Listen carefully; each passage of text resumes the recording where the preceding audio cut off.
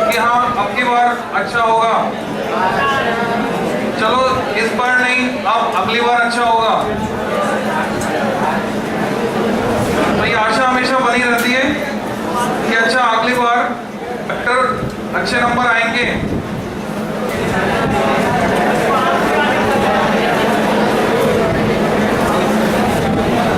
आशावादी होना अच्छी बात है, उससे एनर्जी मिलती है।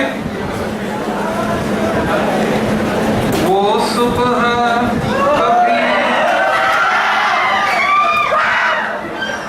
चुप रहना पड़ेगा तुमको, है ना। वो सुबह कभी तो आए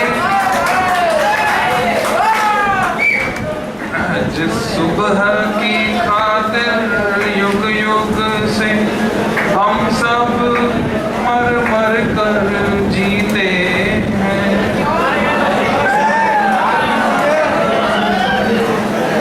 जिस सुबह के अमृत की धुन में हम जहर के प्याले पीते हैं। इन भूखी प्यासी रूहों पर एक दिन तो करम फरमाएगी।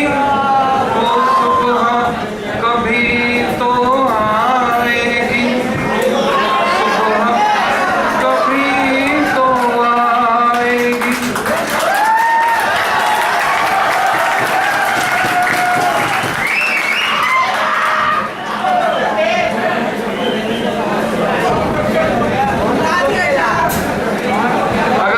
अगर तुम शांत रहो तो मजा दुगना हो जाता है, तो कोशिश करो। लास्ट टर्न पे इलेक्ट्रोमैग्नेटिक वेव्स पढ़ना शुरू कर दिया था, स्लाइड रिवीजन के साथ वापस से। मैक्सवेल इक्वेशन लिखी थी तुमने, अभी देखेगा।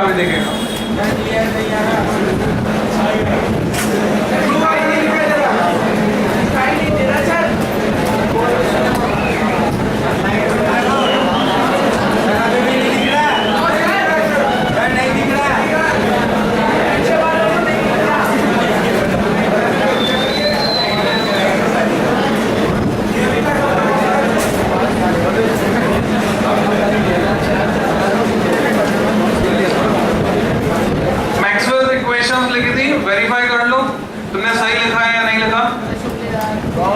मैक्सवेल ने पूरे इलेक्ट्रोमैग्नेटिज्म को समराइज कर दिया 4 समीकरणों में, 4 इक्वेशन में। तो 4 इक्वेशन कौन सी हैं? Gauss law in electrostatics, Gauss law in magnetism, Faraday's law of EMI, modified Ampere's law, ये 4 इक्वेशंस। एनसीईआरटी में देखोगे तो ब्लू बॉक्स में ऐसे लिखे हुए मिलेंगे मैक्सवेल्स इक्वेशंस। पहली integration of E dot d A Q upon epsilon 0, दूसरी integration of B dot d A 0, symmetry है, E डॉट डी ए के बाद B dot d A, integration of E dot d L minus d5e upon dt, symmetry integration of B dot d L, modified Ampere's law में mu 0 times IC plus mu 0 into epsilon 0 times d5e by dt, displacement current का expression आ गया। तो चारों equation तुम्हें आनी चाहिए, फिर से रिवाइज कर लो। कल जो सिंबल्स सही नहीं आ रहे थे अभी तुम्हें सही दिखाई दे रहे हैं?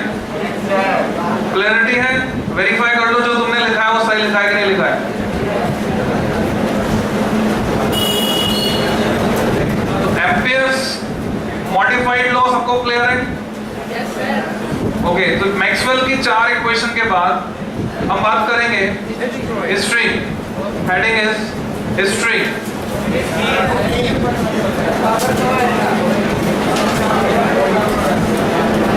हिस्ट्री में तुम्हें पहला पॉइंट लिखना है। देखो मैं तुम्हें फिर से समझा रहा हूं, अगर तुम चुप रहोगे तो मजा दुगना 4 गुना भी हो सकता है। पढ़ाई में बहुत मजा आने वाला है, पर कंडीशन वही है, इंडिविजुअली पढ़ाई का मजा इंडिविजुअली लेना होता है, मिलकर नहीं ले सकते। पड़ोसी के साथ मिलकर पढ़ाई का मजा नहीं ले सकते, अपने आप में मजा ले सकते हो। जैसे गाने सुनने का मजा होता है, कान में लगाने के बाद गाने सुनाई देते हैं अच्छे। इंडिविजुअली मजा लेना है, बाहर की आवाज नहीं चाहिए। मैक्सवेल के थ्योरेटिकल प्रेडिक्शंस लिखना है तुमको मैक्सवेल के theoretical predictions of existence of EMW, of existence of EMW। तो मैथमेटिकली उसने बता दिया था मैथमेटिक्स की मदद से कि ऐसी कोई वेव एग्जिस्ट करनी चाहिए। कहीं पर इलेक्ट्रिक फील्ड के और मैग्नेटिक फील्ड के वेरिएशन हो रहे हैं तो वहां पर इलेक्ट्रोमैग्नेटिक वेव जैसी कोई वेव एग्जिस्ट करनी चाहिए। उसके थ्योरेटिकल प्रेडिक्शन को हर्ट्ज ने वेरीफाई किया। सेकंड पॉइंट लिखोगे hertz produced and detected. Hertz produced ना केवल उसने बनाने के बाद उनकी प्रेजेंस को डिटेक्ट किया, प्रोड्यूस्ड एंड डिटेक्टेड EMW। जो उसका एपरेटस था उसका नाम तुम्हें पता होना चाहिए, उसका डिजाइन भी यूजिंग स्पार्क गैप नाम लिखोगे। यूजिंग जो एपरेटस उसने यूज किया उसका नाम लिख रहे हो तुम spark, SPARK spark, GAP gap. Transmitter भी लिख सकते हो, ऑसिलेटर भी लिख सकते हो, आइदर ट्रांसमीटर और ऑसिलेटर। अब तुम्हारे लिए जो एक एक्सरसाइज है छोटी सी, पहचान कौन इनमें से कौन सा मैक्सवेल कौन सा हर्ट्ज दोनों में से। कल फोटो देखी थी तुमने? ओके, ये मैक्सवेल है और ये हर्ट्ज, हेनरी हर्ट्ज। ओके, अभी बहुत अच्छा होता अगर आवाज एक साथ आती। सिस्टमेटिक वे में कोई सवाल पूछने मैं पूछूंगा, सिस्टमेटिक वे में तुम्हें जवाब भी सिस्टमेटिक वे में देना है, उसका मजा अलग है। उसके बाद तीसरा पॉइंट तुम्हें लिखना है भारतीय वैज्ञानिक जगदीश चंद्र Basu JC Bose also produced and detected EMW। JC Bose also produced and detected EMW having frequency, जितना बोर्ड पे लिखा उसके अलावा having frequency greater than that obtained by Hertz, having frequency greater than that obtained by Hertz। जो hertz ने obtain की थी उससे भी हायर फ्रीक्वेंसी की। अब जब फ्रीक्वेंसी ज्यादा होगी, न्यू ज्यादा है, तो E = h न्यू, एनर्जी ज्यादा होगी, h इज प्लैंक कांस्टेंट, और एनर्जी ज्यादा होगी तो ज्यादा दूर तक जाएंगी। तो जो JC Bose ने बनाई वो वेव्स ज्यादा दूर तक गई, पर इन दोनों के ही एक्सपेरिमेंट लैब तक लिमिटेड रहे। पहला पब्लिक डेमोन्स्ट्रेशन जो दिया वो किसने दिया? ये तो JC Bose। पहला पब्लिक डेमोन्स्ट्रेशन दिया मार्कोनी ने। तो अगला चौथा पॉइंट तुम लिखोगे मार्कोनी गेट सक्सेस। मार्कोनी का नाम तुम्हें किस लिए याद है? रेडियो का आविष्कार किया था। Markovnikov get success in transmitting EMW। Markovnikov get success in transmitting EMW। Follow the sound. Transmitting EMW up to long distances, Actually उसने अटलांटिक महासागर में कुछ किलोमीटर तक इंग्लिश अल्फाबेट के लेटर S को मोर्स कोड में ट्रांसमिट किया। Morse code होते हैं डॉट और डैश की लैंग्वेज। जैसे एक डॉट का मतलब suppose A, Morse code FB Morse ने दिए थे, सेना का जनरल था FB मोर्स, उसने मोर्स कोड दिए थे। डॉट का मतलब ए मान लो, तो डैश का मतलब बी हो गया, डॉट फॉलोड बाय डैश का मतलब सी हो गया। ऐसे सारे लेटर बना देते हैं। अगर बचपन में वॉकी टॉकी चलाया तुमने तो वॉकी टॉकी में बीप की साउंड जनरेट करते थे। लंबी बीप का मतलब डैश, छोटी बीप का मतलब डॉट, और उससे सिग्नल ट्रांसमिट कर सकते थे कोड लैंग्वेज में। तो सपोज एस के कोरस्पॉन्डिंग कोई ऐसा कोड बन रहा है, आर्बिट्ररी ऐसे ले लिया मैंने, मुझे नहीं पता ये बनता है नहीं बनता। मान लो एस के कोरस्पॉन्डिंग ये कोड बना, तो मार्कोनी था किनारे पर, उसके पास था ट्रांसमीटर, जैसे मेरे पास ये डिब्बी है। जो इस ट्रांसमीटर का रिसीवर है, जैसे वो लकड़ी के डब्बे में लगा हुआ है, वो रिसीवर है। जैसे रेडियो रिसीवर है, टेलीविजन एक रिसीवर है, तो रिसीवर जहाज में लगा हुआ था। तो मार्कोनी ने इधर ट्रांसमीटर में जो टैपिंग की थी उससे बीप की साउंड जनरेट की। जहाज में जो रिसीव किया गया सिग्नल वो ये सिग्नल था beep beep beep beep beep. इसको डिकोड किया गया लेटर एस, कि मार्कोनी कहना चाह रहा है एस। तो ये पहला वायरलेस कम्युनिकेशन था जो आज के टाइम में कहां पहुंच गया है? 4G, फोर्थ जनरेशन तक पहुंच गया। तो यहां से स्टार्टिंग हुई थी। तो मार्कोनी ने इसकी नींव डाली। ये मार्कोनी के दर्शन कर लो, और इसने रेडियो का आविष्कार किया। इन सब में सबसे कम उम्र का मार्कोनी ही दिख रहा है।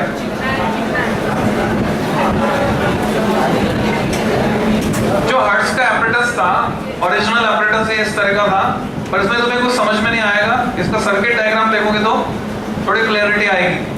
ये बनाना है तुमको, इस तरह से बनाओगे।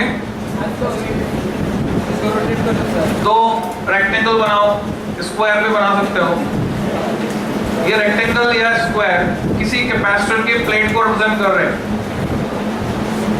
इनसे दो नॉब्स जोड़ो। वास्तव में कैपेसिटर तो ऐसे होते हैं, आमने सामने होती है प्लेट्स। ये भी ऐसे ही है, पर वो इनिशियल डायग्राम में दिखाया ऐसे गया है। ये नॉब से ये बीच की एयर जो है, जब हाई वोल्टेज कैपेसिटर के पास होगा, प्लेट्स के पास चार्ज होगा, तो यहाँ बीच की एयर हवा आयनाइज हो जाएगी। आयनाइज हो जाएगी तो चार्ज जंप करेगा एक नॉब से दूसरी नॉब तक। चार्ज जंप करेगा तो इलेक्ट्रिक फील्ड के ऑसिलेशन, तो मैग्नेटिक फील्ड के ऑसिलेशन, और दोनों के ऑसिलेशन तो इलेक्ट्रोमैग्नेटिक वेव वहां पर अस्तित्व में आ जाएगी, एक्सिस्टेंस में आ जाएगी। तो इसको चार्ज करने के लिए हम एक इंडक्शन कॉइल यूज करते हैं। वहां पर नहीं दिखाई है, अगले डायग्राम में भी दिखाऊंगा मैं। एक और डब्बा बना, उसको लिखो इंडक्शन कॉइल। तुम इसको ट्रांसफार्मर की तरह मान सकते हो, या फिर चॉक कॉइल की तरह भी मान सकते हो। तो यहाँ जो स्पार्किंग होगी, उसकी वजह से जो इलेक्ट्रोमैग्नेटिक वेव जनरेट होगी वो एटमॉस्फेयर में आ जाएगी। उस इलेक्ट्रोमैग्नेटिक वेव को डिटेक्ट करने के लिए, जनरेट तो इसने कर दिया, वो है कि नहीं यहाँ पर, उसकी प्रेजेंस को डिटेक्ट करने के लिए एक डिवाइस हमने यूज किया जिसका नाम है रिंग डिटेक्टर। तो अगर यहाँ नॉब्स के बीच में स्पार्किंग होती है, इसका मतलब होता है यहाँ इलेक्ट्रोमैग्नेटिक वेव प्रेजेंट है। तो ये था हर्ट्ज का एपरेटस। इसका एक और वर्जन तुम देख सकते हो डिफरेंट वे में। ये इसका नाम जो तुमने अभी लिखा था थोड़ी देर पहले, वेरीफाई कर लो तुमने सही लिखा था कि नहीं लिखा था। स्पार्क गैप ट्रांसमीटर और स्पार्क गैप ऑसिलेटर, ये इसकी स्पेलिंग है, ये नाम है। इसमें स्पार्क होते हैं। ये बेसिक ऑपरेटर्स था एक्चुअल में। मार्कोनी ने भी इसी का इस्तेमाल किया था, जेसी बोस ने भी इसी का इस्तेमाल किया था। अरे मैं पढ़ाने आया हूँ, क्या है समझते नहीं हो, बातचीत क्यों कर रहे हो?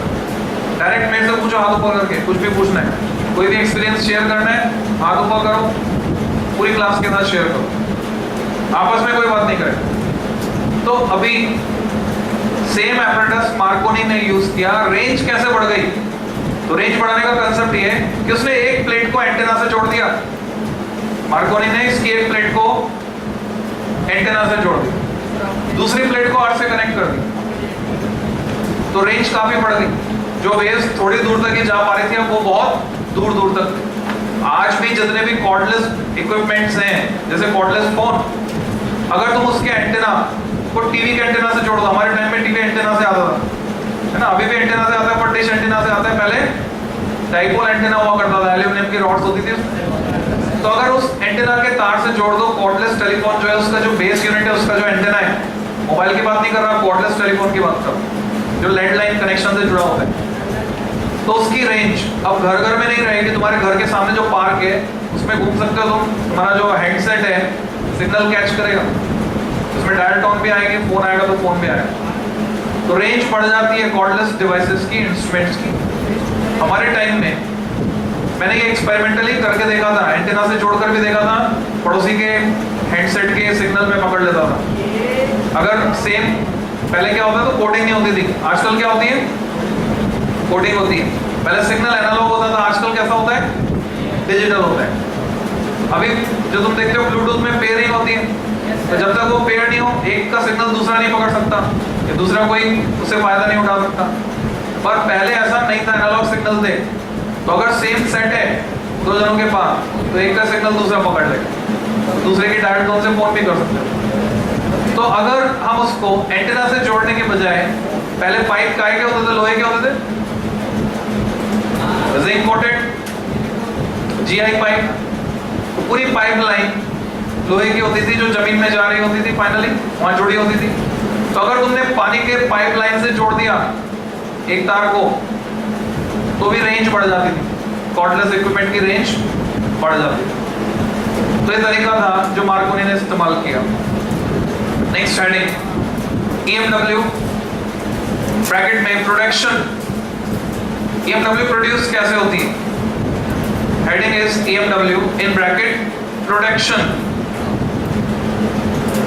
तो जब तुम इलेक्ट्रोस्टैटिक्स चैप्टर पढ़ रहे थे उसमें चार्ज की प्रॉपर्टीज पढ़ रहे थे, वहीं पर तुमने पढ़ लिया था चार्ज अगर रेस्ट पर है तो सिर्फ इलेक्ट्रिक फील्ड, और चार्ज अगर मूविंग स्टेट में है तो साथ में मैग्नेटिक फील्ड भी प्रोड्यूस करेगा, और अगर चार्ज भाग रहा है, दौड़ रहा है, कूद रहा है, एक्सेलरेटेड है तो एनर्जी रेडिएट करेगा in form of electromagnetic wave.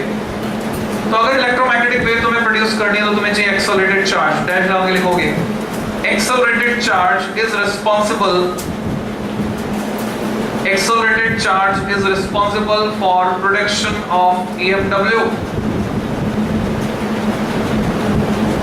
इसमें सवाल पूछा जाता है तुमसे एक नंबर में, बोलते हैं जो चार्ज है एक्सेलरेटेड वो ऑसिलेट कर रहा है हार्मोनिकली, जैसे SHM होता है सिंपल हार्मोनिक मोशन, उसकी फ्रीक्वेंसी है न्यू, मतलब 10 मेगाहर्ट्ज फ्रीक्वेंसी से ऑसिलेट कर रहा है। तुमसे पूछते हैं अब जो वेव जनरेट करेगा ये उसकी फ्रीक्वेंसी क्या होगी? तो जवाब है 10 मेगाहर्ट्ज। फिर तुमसे पूछते हैं अच्छा उस वेव में जो इलेक्ट्रिक फील्ड होगा उसकी फ्रीक्वेंसी क्या होगी? फिर से जवाब है 10 मेगाहर्ट्ज। फिर पूछते हैं अच्छा मैग्नेटिक फील्ड की क्या होगी? फिर से जवाब है 10 मेगाहर्ट्ज। सबकी सेम होती है, ठीक है? तो स्टार मार्क करके लिखोगे an electric charge oscillating harmonically, an electric charge oscillating harmonically with frequency nu। New ठीक से बनाना, न्यू सिंबल ये है घुमा हुआ v, this is new.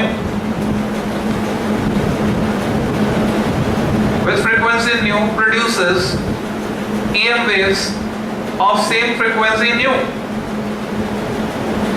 produces EM waves of same frequency nu।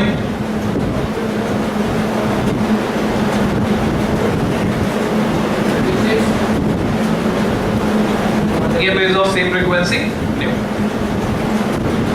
Page के हेडर पे लिखोगे ये एक डिटेल जो है एनसीईआरटी में दी हुई है पर थ्योरी में नहीं दी हुई है, पीछे पॉइंट्स टू काउंटर में दी हुई है जो बिल्कुल अलग हटके डिटेल है, यानी ऐसा सोचना बड़ा मुश्किल होता है, तुम्हें अपनी मेमोरी में रखना होगा। An electric dipole is a basic source of EMW। An electric dipole जब थॉरो स्टडी करते हैं ना तब ऐसे फैक्ट रिवील होते हैं, ऐसे फैक्ट निकल के आते हैं। तो एक तथ्य है an electric dipole is a basic source of EMW। तुमसे कंपटीशन में पूछा जा सकता है ऑप्शन बना के, तो तुम्हारी मेमोरी में होना चाहिए। अब ये कैसे है जस्टिफाई कर लो उसको।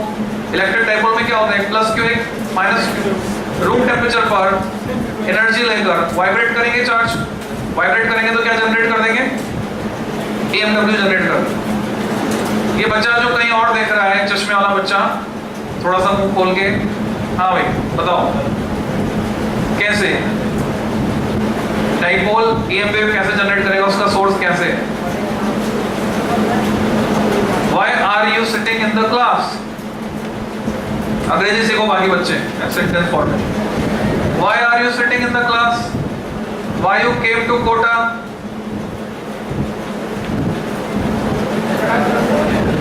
क्लास में ध्यान दो। नेक्स्ट हेडिंग हमें कैरेक्टरिस्टिक्स लिखने हैं, प्रॉपर्टीज हेडिंग। कैरेक्टरिस्टिक्स में लिख सकते हो या फिर लिख सकते हो properties of EMW, properties of EMW। देखो तुमने कहावत सुनी है हाथी के दांत दिखाने के और खाने के और, अभी उसको हम साबित कर देते हैं। लिखा हुआ कुछ और देखोगे तुम, लिखा हुआ कुछ और, ठीक है? क्यों सर? कंटेंट सारा कवर हो जाएगा, लिखेंगे हम सिंपल लैंग्वेज में, लिखा हुआ कुछ और है, उसको भी तुम पढ़ सकते हो। तो क्वेश्चन आता है 2 नंबर में स्टेट बोर्ड में, राइट 4 प्रॉपर्टीज ऑफ EMW, और 1 नंबर में आता है तो राइट 2 प्रॉपर्टीज ऑफ EMW। तो शुरू में बहुत छोटी छोटी जो प्रॉपर्टी है वो लिखेंगे हम, कम लंबाई वाली सिंपल सी प्रॉपर्टीज, आसानी से याद रहने वाली। और बाद में थोड़ी कॉम्प्लेक्स प्रॉपर्टीज डिस्कस करें। तो सारी प्रॉपर्टीज, पहला पॉइंट लिखोगे, सबसे पहली बात जो विशेष बात तुम्हें लगती है साउंड पढ़ने के बाद जब लाइट को पढ़ते हो, कि लाइट जो है वैक्यूम में ट्रेवल कर सकती है, साउंड नहीं कर सकती, क्योंकि साउंड लॉन्गिट्यूडनल वेव मोशन है, ये सही जवाब है, या क्योंकि साउंड मैकेनिकल वेव है, ये सही जवाब है? सही जवाब मैकेनिकल वेव। ये और बात है कि लॉन्गिट्यूडनल वेव मोशन भी है। तो साउंड मैकेनिकल वेव है जिसको चलने के लिए मीडियम चाहिए। चंद्रमा पर अगर कोई किसी को गाली दे रहा है तो दूसरा उसे लड़ने नहीं आएगा, रीजन उसे सुनाई नहीं देगा, पर उसने पूरा सिस्टम लगाया हुआ है कान में आवाज सुनने के लिए। तो अब जो इलेक्ट्रोमैग्नेटिक वेव चल के जा रही है, अब उसे समझ में आएगा, वो लड़ने आएगा डायरेक्ट बिना सिस्टम के, उसे कुछ पता ही नहीं चलेगा क्योंकि आवाज सुनाई नहीं देगी। मैकेनिकल वेव, साउंड ट्रेवल नहीं कर सकती। पर जितनी भी इलेक्ट्रोमैग्नेटिक वेव्स हैं, रेडियो वेव से लेकर गामा रे तक, सब वैक्यूम में ट्रेवल कर सकती है। तो पहला पॉइंट लिखोगे, all EMW can travel through vacuum. पहचान ही यही है EMW की कि वो वैक्यूम में चल सकती है। All EMW can travel through vacuum. Second property, all EMW travel with same speed. All EMW travel with same speed. Small c equal to 3 into 10 raised to power 8 metre पर second, जो साथ साथ इस expression के भी बराबर होती है, 1/√of μ0 ε0। वैल्यू पुट करके देख सकते हो। इन वैक्यूम और एयर, वैक्यूम और एयर में सभी EMW इस स्पीड से ट्रैवल करती। तो तुमसे एक सवाल पूछा जाता है, what is same for all EMW? तो तुम्हारा जवाब होता है all travel with same speed. इसलिए हम इसको क्या नाम देते हैं? Electromagnetic constant. C is also known as electromagnetic constant. पहले के लेक्चर्स में तुम्हें बताया था, electrostatic constant is small k, magnetic constant is capital K subscript m, and electromagnetic constant is C। Next point, किसी को कुछ कहना है हाथ ऊपर करो, आवाज से पता नहीं चलता कहां से। If you want to say something, raise your hand. Okay, next property. All EMW are transverse in nature. यानी वो सवाल जो अभी पूछा था उसका जवाब तुम ये भी दे सकते हो, All EM waves are, ये भी सेम है सभी के लिए, ट्रांसवर्स इन नेचर। ट्रांसवर्स का मतलब होता है अगर वेव जा रही है उधर तो मीडियम के पार्टिकल वाइब्रेट करेंगे या तो इस डायरेक्शन में या तो इस डायरेक्शन। तो ऐसे सिचुएशन में इस वेव को पोलराइज किया जा सकता है। एक फिनोमेना होता है, इसको बोलते हैं polarization. We can polarize it. और जो लॉन्गिट्यूडनल वेव होती है जिसमें जिधर वेव जा रही है मीडियम के पार्टिकल भी ऐसे वाइब्रेट कर रहे हैं, कंप्रेशन रेयरफेक्शन, कंप्रेशन रेयरफेक्शन, उसको पोलराइज नहीं किया जा सकता। पोलराइज पढ़ेंगे, पोलराइजेशन पढ़ेंगे हम वेव ऑप्टिक्स में। It is called introduction of one sightedness. तो इलेक्ट्रोमैग्नेटिक वेव में इलेक्ट्रिक वेक्टर के जो वाइब्रेशन है, अगर हम किसी तरीके से कन्फाइंड कर दें एक पर्टिकुलर डायरेक्शन में, मान लो मैंने इलेक्ट्रोमैग्नेटिक वेव को एक पर्टिकुलर क्रिस्टल का नाम ले रहा हूं, कैल्साइट या टर्मोलिन, उससे पास किया या पोलराइड शीट से पास किया और इलेक्ट्रिक वेक्टर के वाइब्रेशन कन्फाइंड हो गए पर्टिकुलर डायरेक्शन में, तो अब जो नई वेव मुझे मिल रही है जिसमें इलेक्ट्रिक वेक्टर हर डायरेक्शन में वाइब्रेट करने के लिए फ्री नहीं है, उस वेव को क्या बोलूंगा? Polarized wave. तो पोलराइजेशन पॉसिबल है सिर्फ ट्रांसवर्स वेव्स का। तो इसका उल्टा भी सही है, अगर किसी वेव को पोलराइज कर सकते हैं इसका मतलब वो नेचर में कैसी है? ट्रांसवर्स। ये इस बात का प्रूफ है। तो कंप्लीट करोगे स्टेटमेंट को। So we can polarize them, so we can polarize them. Sound को पोलराइज नहीं कर सकते, लाइट को पोलराइज कर सकते हैं, सभी इलेक्ट्रोमैग्नेटिक वेव्स को पोलराइज कर सकते हैं। We can polarize them. और प्रॉपर्टीज लिखने से पहले इनको पढ़ लेते हैं। ये कवर हो गया। न्यूट्रल होती है, इसको लिखने की जरूरत नहीं है। They are not deflected by electric and magnetic field. हालांकि उसमें इलेक्ट्रिक और मैग्नेटिक फील्ड है पर वो डिफ्लेक्ट नहीं हो रही। तो याद करो ऐसा कहां होता था? मैग्नेटिज्म में तुमने पढ़ा था वेलोसिटी सेलेक्टर। एक चार्ज पार्टिकल मूव कर रहा है विदाउट डिफ्लेक्शन, क्यों? उसकी वेलोसिटी थी E by B, यानी इलेक्ट्रोमैग्नेटिक वेव की वेलोसिटी भी कितनी निकल के आएगी? E by B। तो कैसे आएगी उसको आगे पढ़ते हैं। कुछ और प्रॉपर्टीज पहले मैं पूरी समराइज कर देता हूँ फिर लिखाता हूँ, है ना? तो सुनते जाओ पढ़ते जाओ। तो इलेक्ट्रोमैग्नेटिक लिखना नहीं है। Electromagnetic waves show properties of reflection, refraction, interference, diffraction and polarization. ये सब फिनोमेना दिखाएंगे। The ratio of magnitudes of electric and magnetic field vector in free space is constant, equal to C. E by B equal to C. The speed of EM wave in a material medium is V equal to। अगर कोई medium है, area vacuum नहीं है, तो mu zero की जगह mu आ जाएगा, epsilon zero की जगह एप्सिलॉन आ जाएगा। ये वही है, यही एक्सप्रेशन है 1/√of mu E. Power minus half आ रही है ना। Electromagnetic wave, the energy is propagated by means of electric and magnetic field vectors in the direction of propagation of the wave, and electric energy density is equal to magnetic energy density। दोनों field में energy density बराबर हो रहा। They are transverse in nature, that is in an EM wave the field vectors are perpendicular to the direction of propagation of wave।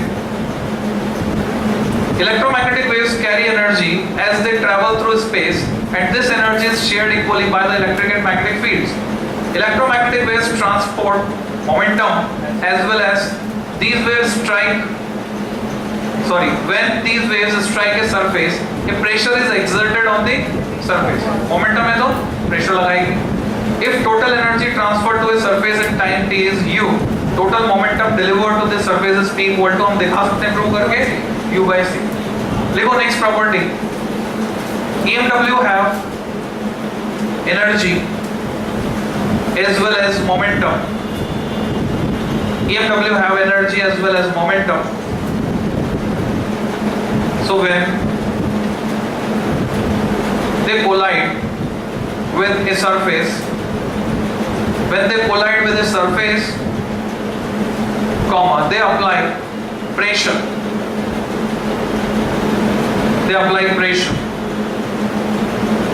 and the total momentum delivered to the surface, last point लिख सकते हो, and the total momentum delivered to the surface is P equal to U by C। P equal to U by C, where U is energy transferred in time small t, where capital U is energy transferred in time small t। Last point देख लो, ये as it is लिख सकते हो। 10वां point as it is लिख सकते हो। As total U is total energy transferred in time t। U को मैंने लिखवाया नहीं था शुरू में, तो बाद में डिफाइन कर दिया। U क्या है? Total energy transferred in time t। तो इलेक्ट्रोमैग्नेटिक वेव में एनर्जी होती है, इस बात को महसूस करके देखो। मैं एक प्रैक्टिकल एग्जांपल तुम्हें बता रहा हूँ। पुराने वाले जो टेलीफोन आया करते थे जिसमें नंबर डायल करने के लिए ऐसे घुमाना पड़ता था, उनके जो कान में सुनने वाले, जिसको कहते हैं ईयर पीस, बोलने वाले को बोलते हैं माउथ पीस, कान में सुनने वाले को ईयर पीस। वो ईयर पीस वाला जो स्पीकर होता है बहुत सेंसिटिव होता है, उसका डायफ्राम। स्पीकर भी इलेक्ट्रोमैग्नेटिक इंडक्शन पे काम करता है। स्पीकर में एक डायफ्राम होता है, पर्दा, उसके पीछे एक कॉइल चिपकी हुई होती है। वो कॉइल एक स्लॉट में होती है जिसके चारों तरफ रिंग मैग्नेट होता है। तो एक मैग्नेटिक फील्ड है उस रिंग मैग्नेट का, और जब उस कॉइल में तुम करंट भेजते हो बाहर से सिग्नल, तो एक मैग्नेटिक फील्ड उस कॉइल का डेवलप होता है। दो मैग्नेटिक फील्ड जब यहाँ पे आ गए, इनमें इंटरेक्शन की वजह से कॉइल वाइब्रेट करती है। ये वाइब्रेशन उस डायफ्राम के थ्रू मैग्नीफाई होकर साउंड में कन्वर्ट होकर हम तक पहुंचते हैं। तो ये स्पीकर इलेक्ट्रोमैग्नेटिक इंडक्शन पे काम करते हैं। तो ये जो स्पीकर होता था उस टेलीफोन का, ये बहुत सेंसिटिव होता था, उसका डायफ्राम बहुत सेंसिटिव होता था, सिस्टम पूरा ही सेंसिटिव था। तो तुम किसी पुराने एंटीक पीस में से वो स्पीकर निकाल लो, उसमें दो तार रहेंगे जो उसकी कॉइल के कनेक्टर्स हैं। शाम के समय किसी शांत जगह पर छत पे चले जाओ जहां पर कपड़े सुखाने वाला तार लगा हुआ, नहीं तो कोई ऐसे ही मेटल का तार लेके बांधो। अब ये जो दो तार है स्पीकर में, इनमें से एक तार उस तार पे एक जगह जोड़ दो, घुमा के जोड़ दिया। जो दूसरा तार है उसमें एक लंबा तार जोड़ो जिसमें हुक बना दो और हुक को उस वायर पे स्लाइड कर सको, ऐसा अरेंजमेंट बना दो, जैसे जॉकी स्लाइड करते हो हुक को स्लाइड कर सको, ऐसा अरेंजमेंट बना दो। उस स्पीकर को कान में लगा लो, ध्यान से सुनने की कोशिश करो। इस स्पीकर में कोई एनर्जी सोर्स नहीं है, कोई सेल नहीं है, कोई सर्किट नहीं, कुछ भी नहीं है। बावजूद इसके जब तुम धीरे धीरे उस तार को, एक तार तो फिक्स है एक जगह, दूसरे तार को उसी तार पे तुम स्लाइड कर रहे हो, जिससे उस वायर की लेंथ जो बीच में है वो चेंज हो रही है। जैसे जैसे तुम चेंज करोगे you are able to tune different radio stations, गाने भी सुनाई देंगे, समाचार भी आएंगे। बिकॉज रिसेंटली तुमने पढ़ा LCR सीरीज रेजोनेंस, उसमें तुमने रेजोनेंट फ्रीक्वेंसी पढ़ी FR equal to 1.2 of LC। हर एक वायर का कुछ कैरेक्टरिस्टिक इंडक्टेंस होता है, कुछ रेजिस्टेंस होता है, कुछ कैपेसिटेंस होता है। तो जब तुम उसको चेंज कर रहे हो, लेंथ उसकी बदल रही है, उसके सर्किट में, जो स्पीकर के सर्किट में आ रही है, जो इलेक्ट्रोमैग्नेटिक वेव्स आ रही है उनमें एनर्जी है, उनकी सर्टेन फ्रीक्वेंसी है। इस लेंथ के बदलने से, चेंज होने से जो सर्किट बन रहा है स्पीकर के साथ उस वायर की लेंथ का, उसकी फ्रीक्वेंसी चेंज हो रही है। जैसे ये फ्रीक्वेंसी ब्रॉडकास्टेड प्रोग्राम की फ्रीक्वेंसी से मैच होगी, एनर्जी का ट्रांसफर हो जाएगा मैक्सिमम, जिसको हम कहते हैं कंडीशन ऑफ रेजोनेंस। तो ये उस डायफ्राम को हिलाने के लिए सफिशिएंट एनर्जी ट्रांसफर कर देगी वो वेव। तो तुम इससे वेरीफाई कर सकते हो, हाँ इलेक्ट्रोमैग्नेटिक वेव में एनर्जी हो। फिर EM वेव्स प्रेशर लगाती है इसके अगेंस्ट, जो तुम्हें ऐसा लगता है, हमें पता है रेडिएशन प्रेशर लगाती है। तो तुम्हारी जब फोटो खींची जा रही है, फ्लैश चमका, तो EM वेव एक साथ बल्ब में आकर तुमसे टकराई, लाइट, अगर ये रेडिएशन प्रेशर लगा रही है तो एक आवाज आनी चाहिए हमें धड़ाम, जब भी फोटो खींचे तुम गिर जाओ, because of radiation pressure of that flash light. पर ऐसा नहीं होता, तो एक्चुअल में वो बहुत कम प्रेशर लगा, प्रेशर तो लगाती। अगर एक्सरेज को हम इंसिडेंट करें, एक्सरेज EMW, एक्सरेज को हम डालें एक हल्के मैकेनिकल व्हील पर जो किसी रेल पर रखा हुआ है, स्लाइड कर सकता है, घूम सकता है, तो एक्सरेज उस मैकेनिकल व्हील को घुमा भी देती है और उसकी शैडो भी कास्ट करती है। इसका मतलब EM वेव्स में एनर्जी है, मोमेंटम ट्रांसफर कर सकती है। तो ये पूछा जाता है एग्जाम में, क्वेश्चन में, कि तुम ये कैसे बताओगे कि मोमेंटम होता है, एनर्जी होती है। तो तुम कोई सा भी एग्जांपल कोट कर सकते हो वहां पर। इस पे जाने से पहले कुछ इंपॉर्टेंट दूसरी प्रॉपर्टीज हम लिखने वाले हैं।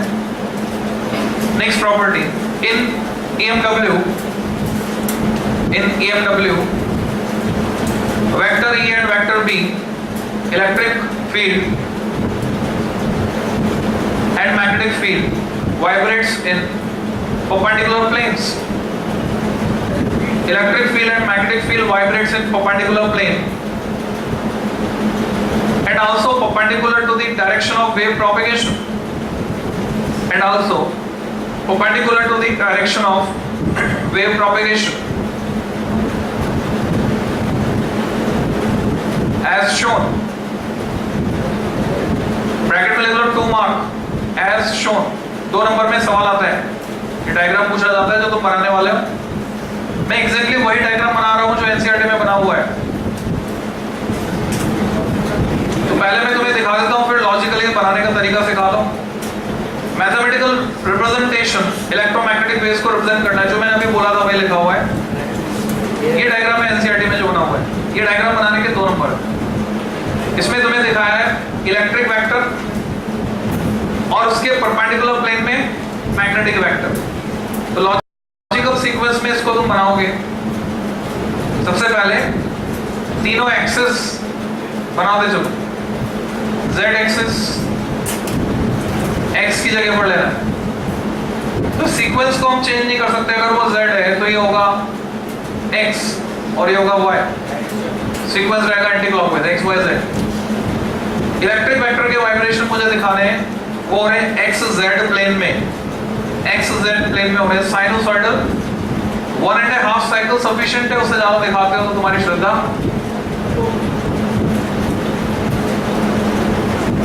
ये वाइब्रेशन को दिखाने के लिए स्पेशल इफेक्ट ऐसे एरो बना दोगे। 3 एरो सफिशिएंट है इलेक्ट्रिक वेक्टर के वाइब्रेशंस।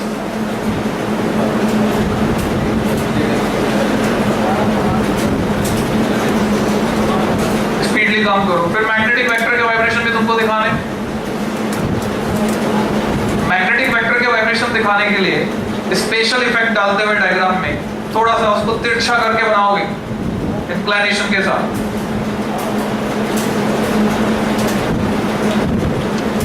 तो ये रेड कलर से मैं दिखाने जा रहा हूं मैग्नेटिक वेक्टर के वाइब्रेशन। अगेन 3 एरो बना के दिखाओगे। ये ऐसा दिखना चाहिए, ऐसा फील आना चाहिए कि ये YZ प्लेन में मैग्नेटिक वेक्टर YZ प्लेन में है, जबकि इलेक्ट्रिक वेक्टर XZ प्लेन में वाइब्रेट कर रहे हैं।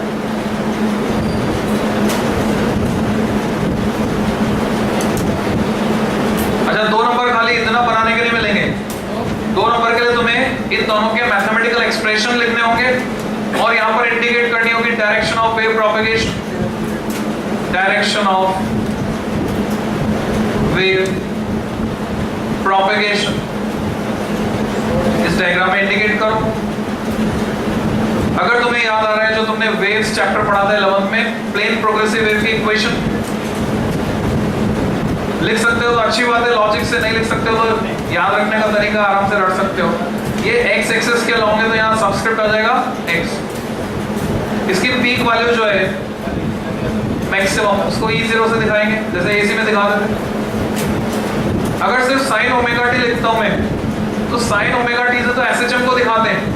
प्लेन प्रोग्रेसिव वेव को दिखाने के लिए एक t वाली टर्म और एक पोजीशन वाली टर्म x वाली टर्म आती है। यहाँ पर x की बजाय क्या आएगी, z वाली टर्म। अब सवाल ये उठता है कि ओमेगा टी पहले आएगा या kz पहले आएगा। तो तुम आसानी से याद रख सकते हो कि ABCD में W से पहले k आता है, तो यहाँ ब्रैकेट में छोटा k बड़ा Z minus omega T. k पहले आएगा, W बाद में आएगा। ये k क्या है, हमने पढ़ा था k होता है 2 पाई अपॉन लैम्डा। इसको हम जानते हैं प्रोपेगेशन कांस्टेंट के नाम से, it is called propagation constant. इसके और अलग अलग फॉर्मेट बना सकते हो। सिमिलरली तुम्हें मैग्नेटिक वेक्टर के लिए भी एक्सप्रेशन लिखना है, तो मैग्नेटिक वेक्टर के वाइब्रेशन y एक्सिस के अलॉन्ग सब्सक्रिप्ट y b0, बाकी सब सेम है, sine kz minus omega t. इतना लिखोगे तो 2 नंबर मिलेंगे।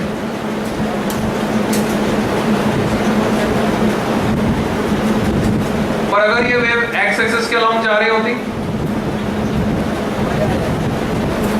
तो देखो इक्वेशन में चेंज आ जाता, यहां पर x आता, यहां पर x आता। अगर ये जा रही होती पॉजिटिव x एक्सिस के अलॉन्ग, बोलो क्या करते?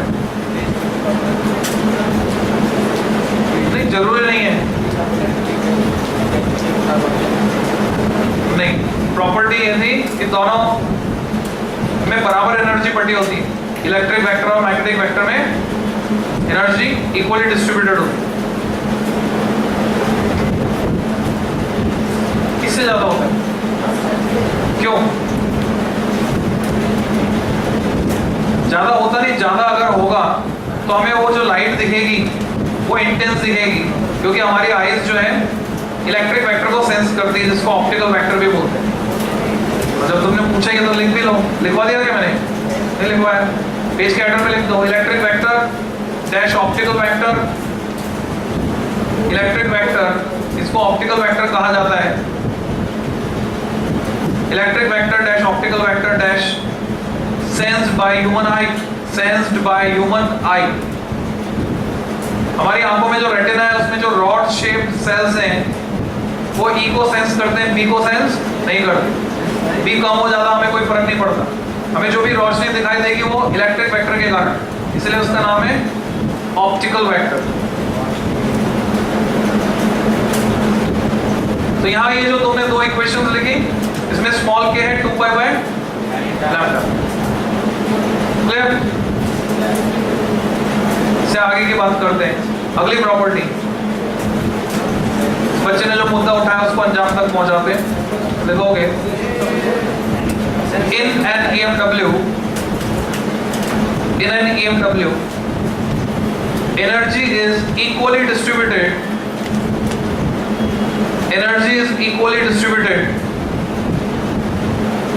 in electric and magnetic fields.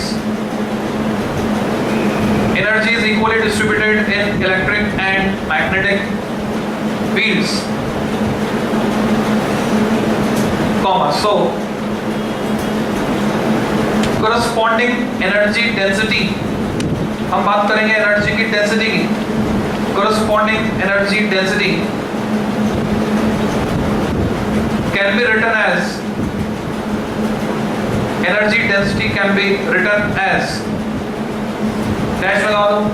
तुम्हें एक्सप्रेशन लिखना है. एनर्जी डेंसिटी को मैं यू से दिखा रहा हूँ, उससे पहले मैं तुम्हें याद दिला दूं, जब हम पढ़ रहे थे कैपेसिटर, तो कैपेसिटर में हमने इलेक्ट्रोस्टैटिक एनर्जी स्टोर निकाली थी हाफ CV स्क्वायर, और फिर उसको volume area into distance d से डिवाइड करके एनर्जी की डेंसिटी निकाली थी हाफ एप्सिलॉन 0 E स्क्वायर, जिसकी यूनिट निकल के आई थी जूल पर मीटर क्यूब, जिसको कंपेयर किया था हमने joule per metre cube is nothing but newton per metre square.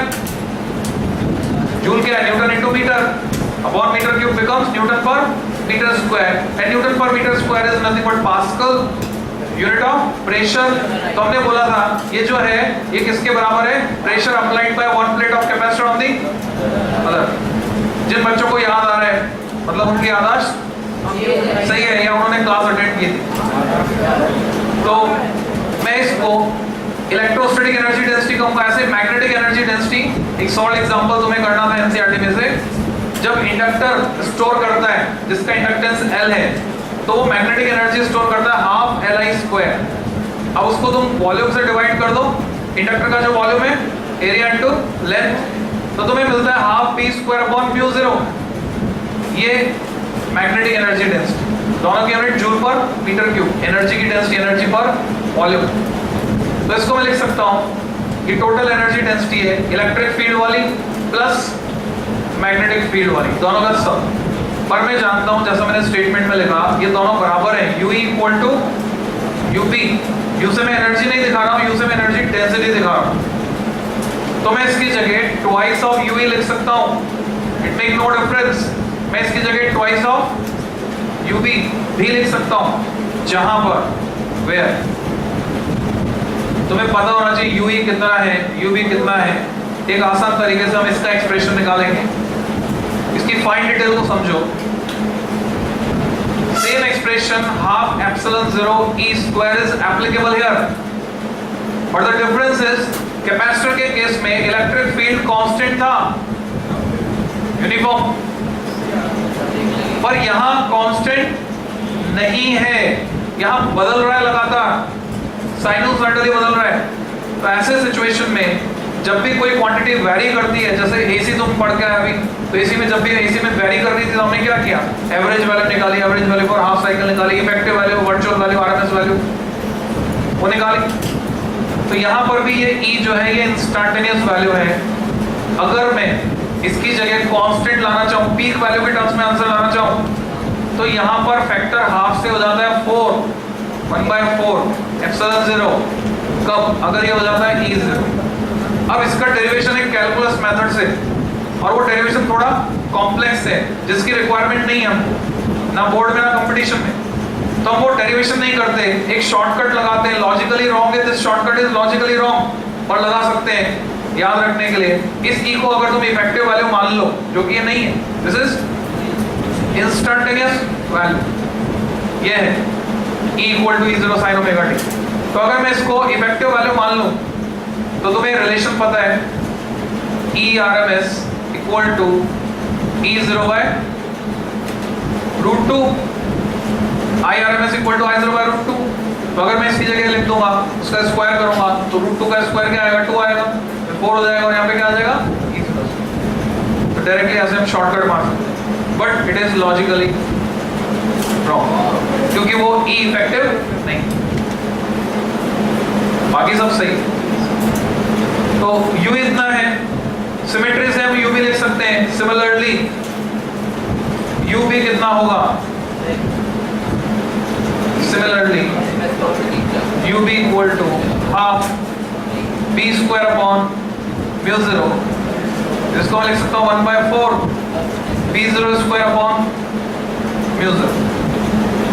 जब मैं पीक वैल्यू लिखूंगा तो फैक्टर आएगा 1/4, और जब मैं पीक वैल्यू नहीं लिखूंगा फैक्टर आएगा हाफ. ये समझना है. तो प्रॉपर्टीज हो गए ऑलमोस्ट, एक लास्ट पॉइंट और लिख लो। तो कैरेक्टरिस्टिक्स खत्म, EMW का एक पार्ट खत्म, सेकंड पार्ट पे जाएंगे हम, EM स्पेक्ट्रम की बात करेंगे।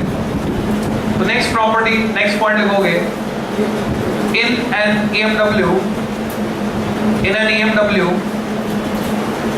electric and magnetic vectors are related as, electric and magnetic fields are related as, vector भी लिख सकते हो, फील्ड भी लिख सकते हो।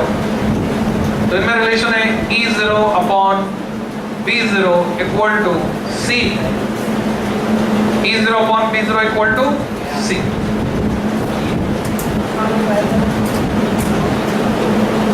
अगर इलेक्ट्रोमैग्नेटिक वेव की डायरेक्शन की बात करें, ओरली समझ लो, तुम्हें पता है क्रॉस प्रोडक्ट, अगर C equal to A cross B है तो C A के भी परपेंडिकुलर रहेगा, B के भी। अगर मैं K कैप से EMW की डायरेक्शन को दिखाऊं K कैप से, क्योंकि Z डायरेक्शन में है ना, K कैप से, तो K कैप की डायरेक्शन कौन सी होगी? जो E क्रॉस B की हो, E के भी परपेंडिकुलर और B के भी। No need to write it. Heading is EM spectrum, electromagnetic spectrum. एक डेफिनेशन जो बोर्ड पे दिख रही है, तुम चाहो तो ये लिख सकते हो, दूसरी जो मैं बोल रहा हूँ तुम चाहो तो वो लिख सकते हो, तीसरी जो तुम मन से सेम मीनिंग वाली बनाकर अपने वर्ड्स में लिख सकते हो। तो स्पेक्ट्रम का मतलब क्या है? स्पेक्ट्रम एक अरेंजमेंट है, किसका? डिफरेंट वेव्स का। अगर डिफरेंट वेव्स को मैं वेवलेंथ के ऑर्डर में जमा दूं या फ्रीक्वेंसी के ऑर्डर में जमा दूं, तो ये जो अरेंजमेंट है इसको कहते हैं स्पेक्ट्रम। तो तुम लिख सकते हो इट इज वेवलेंथ वाइज और frequency wise arrangement, it is wavelength wise और frequency wise arrangement of EMW, of electromagnetic waves. Frequency wise arrangement या तो वेवलेंथ के ऑर्डर में जमा लो, डिक्रीजिंग या इंक्रीजिंग, या फ्रीक्वेंसी के ऑर्डर में जमा लो। तुमने 11 में एक फॉर्मूला पढ़ा था, speed of wave v equal to n lambda. n की जगह इस चैप्टर में हम फ्रीक्वेंसी को न्यू से दिखा रहे हैं, तो v equal to nu lambda. अब क्योंकि इलेक्ट्रोमैग्नेटिक वेव सबकी सब एयर या वैक्यूम में चलती है स्पीड ऑफ लाइट c से, तो c equal to nu lambda. तो अगर तुम्हें न्यू पता है, c तो कांस्टेंट है, तुम लैम्डा निकाल सकते हो, लैम्डा पता है, c कांस्टेंट है, तुम न्यू निकाल सकते हो। तो पूरे इलेक्ट्रोमैग्नेटिक स्पेक्ट्रम को याद करने की जरूरत नहीं। ऐसा एक डायग्राम मिलेगा एनसीईआरटी में, नीचे लॉन्ग वेव लिखा हुआ है, ये AM है, AM को हम पढ़ेंगे कम्युनिकेशन सिस्टम में, एम्पलीट्यूड मॉड्यूलेशन। तुम सारा फोकस यही रखो, जो स्पीड है, जिस स्पीड में मैं पढ़ा रहा हूँ, अगर तुम पड़ोसी से बात करोगे जरा से भी तो रिदम ब्रेक होगी, रिदम ब्रेक होगी, आगे का समझ में नहीं आएगा। तो सारा फोकस यहाँ रखो, ध्यान से सुनो, ध्यान से देखो, समझने की कोशिश करो। एम्पलीट्यूड मॉड्यूलेशन में रेडियो के 2 चैनल आते हैं, एक आता है MW medium wave band, Akashvani केंद्र कोटा चंबल चैनल, जो चंबल चैनल के नाम से FM पे आ रहा है 102 पर, वो आकाशवाणी केंद्र कोटा आता है। और दूसरा आता है, ये शायद डिफरेंट है चंबल चैनल, दूसरा आता है जयपुर अजमेर, आसपास के रेडियो स्टेशन आते हैं। फिर SW band, short wave band, वो भी AM में आता है।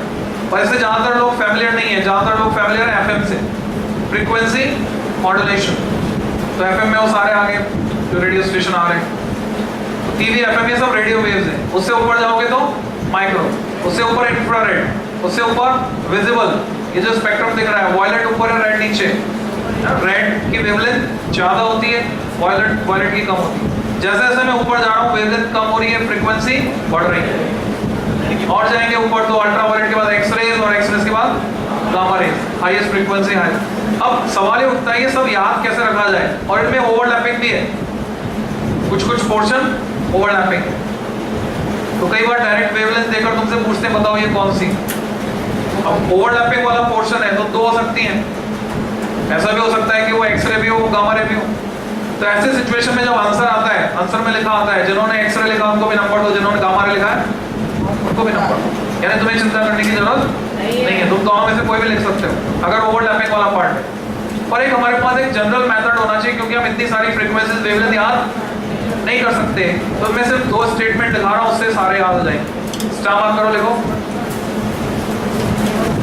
सिंबॉलिक फॉर्म में लिख लो, लैम्डा सबस्क्रिप्ट एक्स-रे, जैसा बोर्ड पे मैं लिख रहा हूँ वैसा, लैम्डा सबस्क्रिप्ट एक्सरे। तो एक्सरेज की जो वेवलेंथ होती है वो याद रखने का आसान तरीका है, एटम के साइज के ऑर्डर की होती है। एटम का साइज किस ऑर्डर का होता है तुम में से हर एक बच्चा जानता है? एंगस्ट्रॉम मिनट, यानी 10⁻⁻10 मीटर। अब हर एक फ्रैक्शन में दो पावर का डिफरेंस है। अगर मैं इसमें 2 पावर और कम कर दूं तो वेवलेंथ और कम हो जाएगी, -12 में गामा लिख सकता हूं। अगर मैं 2 जोड़ दूं +2 तो -8 रह जाएगा। -8 को मैं क्या लिख सकता हूं? अल्ट्रावायलेट। ठीक है, तो ये तुम्हें लॉजिक मिल गया। दूसरा स्टेप करके लिखो, विजिबल रेंजेस फ्रॉम, जिसे तुम देख सकते हो, विजिबल रेंजेस फ्रॉम 400 छोटा n मतलब नैनोमीटर टू 700। बहुत सारे बच्चों को पता नहीं होता, कंफ्यूज रहते हैं। 700 नैनोमीटर, या साथ में लिख भी देना ये कौन सा एंड है, वॉयलेट वाला कि रेड वाला? वॉयलेट टू रेड, ज्यादा वेवलेंथ रेड की, कम वॉयलेट की। तो इससे तुम्हें पता चल रहा है अगर वेवलेंथ 400 नैनोमीटर से भी कम है तो अल्ट्रावायलेट, अगर वेवलेंथ 700 नैनोमीटर से ज्यादा है तो इंफ्रारेड। फिर इंफ्रारेड में 2 पावर और बढ़ा दो वेवलेंथ में, रेडियो आ जाएगी, सॉरी माइक्रो आ जाएगी। माइक्रो में 2 पावर बढ़ा दोगे तो रेडियो आ जाएगी। रेडियो में पूरी रेंज है जिसको हम कम्युनिकेशन सिस्टम में डिटेल में डील करेंगे। तो स्पेक्ट्रम के बारे में इतना याद रखना काफी है। एक नोट लगा लो, prepare uses and table, prepare uses and table 8.1 from NCERT, prepare uses and table 8.1 from NCERT। तो चैप्टर खत्म हो गया। मैं ओरली तुम्हें पूरे प्रिपेयर करवाऊंगा, यूजेस और टेबल भी प्रिपेयर करवा रहा हूं, पर लिखवाऊंगा नहीं। रीजन एनसीईआरटी में एज इट इज लिखा हुआ है। जब भी तुम्हें लगता है तुम्हें रिवाइज करने की जरूरत है तुम सीधा एनसीईआरटी से रीड कर सकते हो। स्पेक्ट्रम का डिफरेंट एस्पेक्ट देखो, ये सिंपल पहचानते हो? कौन बताएगा? हाथ ऊपर करो, इतने लोग जानते हैं। ओके, रेडियो एक्टिव हजार्ड, कहीं पर भी रेडियो एक्टिव रेडिएशन हजार्ड होने के चांसेस होते हैं तो ये सिंपल से बता दो। तो ये नीचे देखोगे अगर तुम, क्या दिख रहा है? वेवलेंथ क्या हो रही है? बढ़ रही है, कम हो रही है। वेवलेंथ होती है लैम्डा, क्रेस्ट टू क्रेस्ट या ट्रफ टू ट्रफ डिस्टेंस कम हो रही, फ्रीक्वेंसी बढ़ रही है। एक और डिफरेंट वर्जन तुम्हें मिल जाएंगे रिलेट करते हुए इलेक्ट्रोमैग्नेटिक स्पेक्ट्रम के अलग अलग बुक्स में। इलेक्ट्रोमैग्नेटिक वेव इस तरह से प्रोपेगेट करती है, इसमें इलेक्ट्रिक वेक्टर और मैग्नेटिक वेक्टर इस तरह से वाइब्रेट करते हुए चलते हैं। इलेक्ट्रिक वेक्टर एक प्लेन में, मैग्नेटिक वेक्टर एक प्लेन में। लैम्डा भी इंडिकेट किया कितना होता है। जो लाइट की स्पीड है या डिफरेंट इलेक्ट्रोमैग्नेटिक वेव्स की स्पीड है, अगर तुम कंपेयर करो, ये तो वही है 3 × 10⁸ वैक्यूम में, पर जैसे जैसे डेंसिटी बढ़ती जाती है, यहाँ पर मैं स्पेशली एम्फेसिस करूंगा ऑप्टिकल डेंसिटी। जैसे जैसे ऑप्टिकल डेंसिटी, इसको समझाऊंगा मैं रे ऑप्टिक्स में। ऑप्टिकल डेंसिटी जैसे जैसे बढ़ती जाती है वैसे वैसे स्पीड कम होती जाती है। डायमंड की ऑप्टिकल डेंसिटी ऑलमोस्ट बहुत ही ज्यादा या सबसे ज्यादा कह सकते हैं। उसका रिफ्रैक्टिव इंडेक्स भी इसको डिस्कस करेंगे रे ऑप्टिक्स में 2.4, स्पीड सबसे कम रह जाती। तो साइंटिस्ट ने ऐसे सब्सटेंसेस बनाने की कोशिश की ऑप्टिकल डेंसिटी बढ़ा कर कि लाइट उसमें जाकर रुक जाए। तो सोच के देखो, अगर लाइट किसी में जाकर रुक गई तो दिखाई देगी या नहीं दिखाई देगी?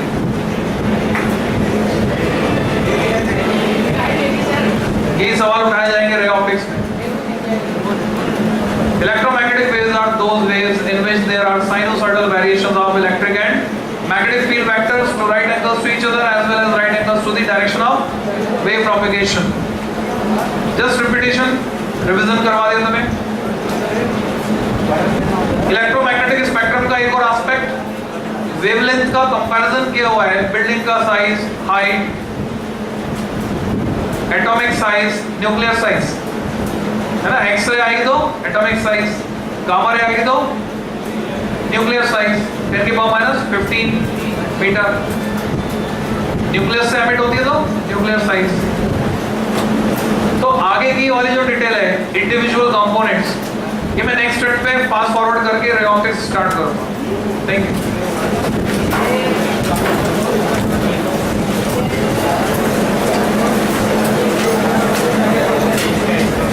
मेरा कब को दिखा